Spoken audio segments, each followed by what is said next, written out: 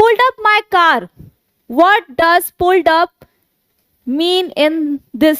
ठीक है, इस चैप्टर में आपका एक वर्ड यूज हुआ है, वो क्या है? Pulled up my car. उसका हमें क्या बताना है? मीनिंग बताना है। Move it closer to something और समवन, मतलब किसी चीज के पास जाना। या B, an exercise involving raising one self with one arm, मतलब ऐसी कोई एक्सरसाइज करना जो कि एक हाथ से आपकी हो जाती है। या option number C, slow down and stop, मतलब कि स्लो हो जाना और फिर रुक जाना। या option number D, improve your situation, या अपनी कोई भी सिचुएशन को क्या करना? इंप्रूव करना। तो क्या होगा इसका answer? Pulled up my car का मतलब इसका राइट ऑप्शन होगा स्लो डाउन एंड स्टॉप।